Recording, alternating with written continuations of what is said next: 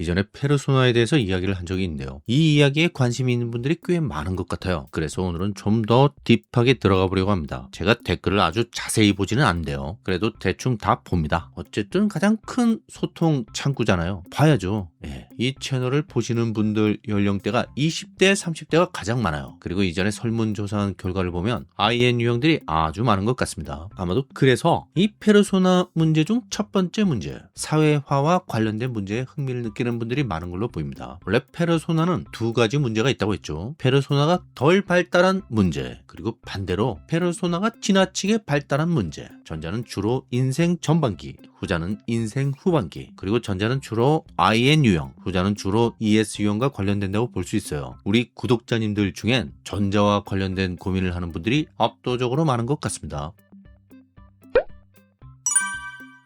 IN 유형은 INTP, INFP, INTJ, INFJ 이 네 유형이죠. 이들 중 특히 INTP, INFP 유형이 페르소나가 미발달한 경우가 많다고 했는데요. 이유는 뭐 복잡하지 않습니다. 일단 IN 유형이라면 대체로 혼자 있는 걸 편하게 생각하는 사람들이 많아요. 많은 사람들과 어울려 본 경험이 상대적으로 적다는 거죠. 페르소나는요, 사회적 가면이라고 하잖아요. 여러 사람들과 어울릴 때 나오는 나의 모습을 말하는 거예요. 혼자 있을 때는 페르소나가 필요가 없죠. 그런 걸 쓸 이유가 없는 거예요. 그래서 보통 IN 유형들이 페르소나가 덜 발달한 경우가 많다는 겁니다. 근데 IN 중에서 J 유형이라면 조금 달라요. 이전에 그런 말씀 드린 적이 있는데 나이와 관련된 지표가 JP 지표라고 했습니다. 대체로 나이가 어린 사람 중에 P 유형이 많고 연식이 좀 된 분들 중에 J 유형이 많아요. 그래서 INTJ나 INFJ라면 페르소나를 이미 충분히 사용하는 사람들이 꽤 많습니다. 하지만 그래도 IN 유형이잖아요. 뭐가 다르냐면 이들은 페르소나를 아주 의식적으로 사용하는 경향이 있어요. 무슨 얘기냐면 페르소나를 사용하면서도 이게 페르소나인지 아닌지 잘 모르는 사람들도 아주 많거든요. ES 유형 중에 그런 사람들이 많습니다. 그냥 그게 나인 줄 아는 거예요. 이들은 혼자 있는 걸 좋아하지 않습니다. 차라리 여러 사람들과 어울리는 게 더 익숙해요. 그래서 페르소나가 마치 나 자신처럼 느껴지는 겁니다. 근데 인티제나 인프제라면 페르소나는 페르소나일 뿐 결코 내가 될 수 없죠. 그건 어디까지나 필요에 의해 썼다 벗었다 하는 것일 뿐이에요. 말 그대로 가면이라는 겁니다. 자, 무슨 차이인지 아시겠죠? 근데 이 페르소나라는 단어의 원래 뜻이 가면이라고 하니까 마치 무슨 진심을 감추고 거짓으로 나를 꾸미는 거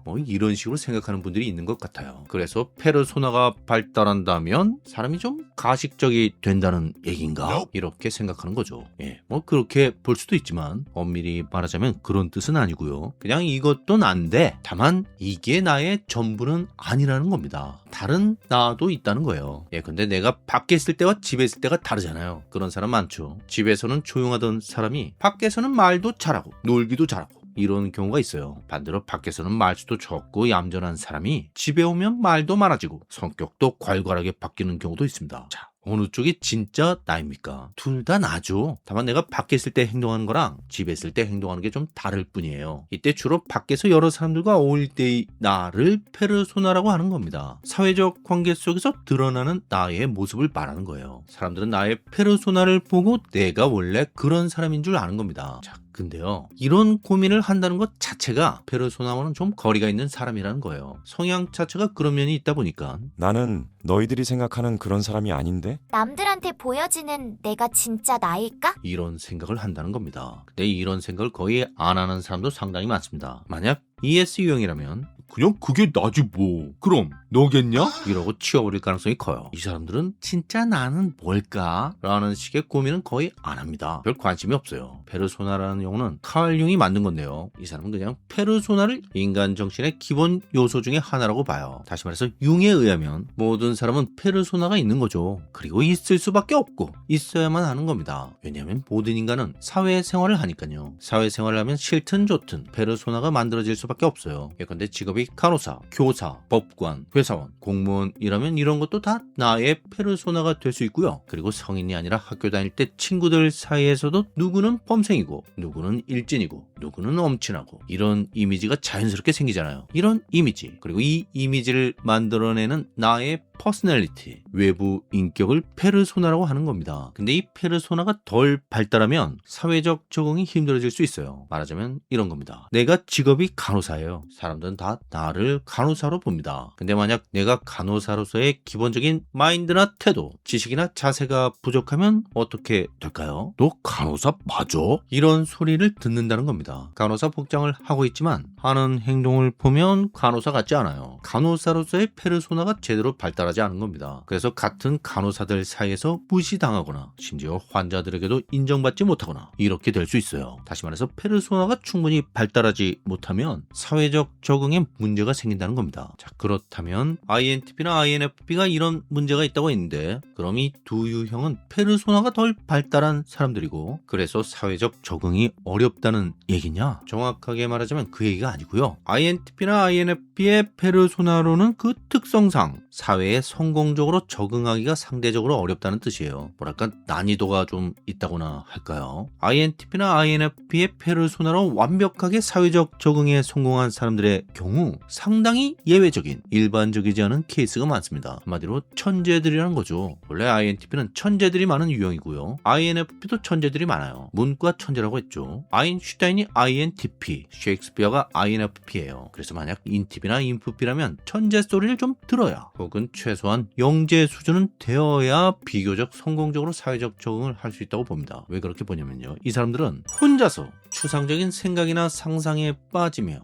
노는 거에 특화되어 있거든요. 자, 이런 사람들이 어떤 사회적 역할로 자신의 가치를 증명할 수 있겠어요. 페르소나라는 건요, 나 혼자 만드는 게 아니에요. 나를 둘러싼 사회와의 관계 속에서 만들어지는 겁니다. 내가 원하는 것과 사회가 요구하는 게 일치할 때 비로소 성공적인 페르소나가 형성되는 거예요. 자, 내가 원하는 건 이미 얘기했죠. 내가 잘하는 것이기도 합니다. 자, 그러면 사회가 요구하는 게 뭘까요? 이게 어렵게 말하자면 한도 끝도 없는데 좀 쉽고 단순하게 접근해 볼게요. 그냥 돈이라고 생각하면 됩니다. 다시 말해서 자본주의 사회에서 그게 돈이 된다면 그럼 사회적 역할을 충분히 수행할 수 있다고 보는 거예요. 물론 합법적인 방법으로 돈이 되어야 하겠죠. INTP나 INFP가 어떤 사람들이라고 했죠? 혼자서 추상적인 생각이나 상상에 빠지며 노는 걸 좋아하고 잘한다고 했잖아요. 자, 이제 본인이 카페 사장이라고 생각해 보세요. 이런 성향을 가진 사람을 알바로 고용하고 싶을까요? 아니라는 겁니다. 근데 이런 특성을 가진 사람들이 갖는 특별한 직업이 있죠. INTP는 과학자, INFP는 소설가 이런 겁니다. 과학자나 소설가로 성공하기가 쉽지 않아요. 그렇죠. 보통 남들이 어려워하는 과목, 수학이나 과학을 아주 잘하거나 혹은 대단히 뛰어난 상상력을 갖고 있거나 이런 식으로 매우 드문 재능을 갖고 있어야 이 분야에서 성공하는 겁니다. 여기서 또 중요한 게 이들이 P유형이라는 겁니다. 자기 관리에 철저하거나 규칙적인 생활을 하거나 이런 것과는 거리가 좀 있는 사람들이라는 거예요. 자유분방한 편이라는 거죠. 그런데도 사회적으로 인정받는 겁니다. 얼마나 수학을 잘하면, 얼마나 놀라운 과학적 발견을 하면, 얼마나 대단한 소설을 쓰거나 작품을 만들면 인정을 하겠어요. 그러니까 천재, 적어도 영재는 되어야 성공적인 INTP 또는 성공적인 INFP의 페르소나를 가질 수 있다는 얘기입니다. 이해가 가시죠?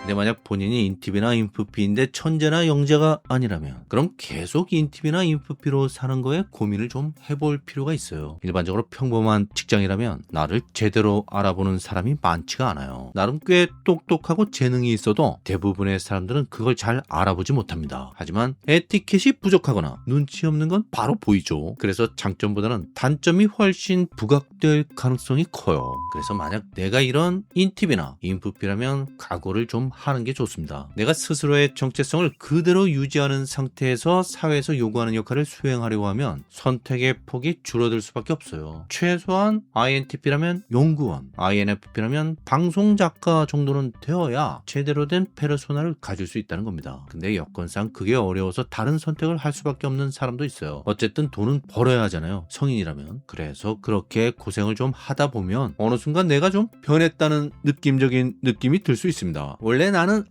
INTP였는데 INTP인 줄 전혀 몰랐다는 얘기를 듣기도 하고 또 내가 봐도 이전과는 뭔가 좀 달라진 것 같아요. 근데 만약 내가 하고 있는 일, INTP와는 맞지 않는 카페 일을 꽤 잘한다는 평가를 받는다면 내 정체성에 변화가 생긴 것일 수 있습니다. 물론 집에 혼자 있을 때는 다시 INTP로 돌아올 수 있죠. 밖에서는 카페 일 하다가 집에 와서는 우주의 기원 같은 다큐만 보는 거예요. 본질은 잘 바뀌지 않으니까요. 하지만 그럼에도 불구하고 나의 페르소나는 더 이상 INTP가 아닌 것입니다. 근데 그래도 괜찮습니다. 페르소나는 페르소나일 뿐이니까요. 또 달라질 수 있어요. INTP였는데 아니었다가 또다시 INTP가 될 수도 있는 거죠. 사람 일은 모르니까요. 중요한 건 그게 INTP냐 아니냐가 아니라 건강한 페르소나를 갖는 거예요. 내가 원하고 할 수 있는 것과 사회가 요구하는 걸 성공적으로 일치시킨다면 그게 무엇이든 상관없다는 것입니다.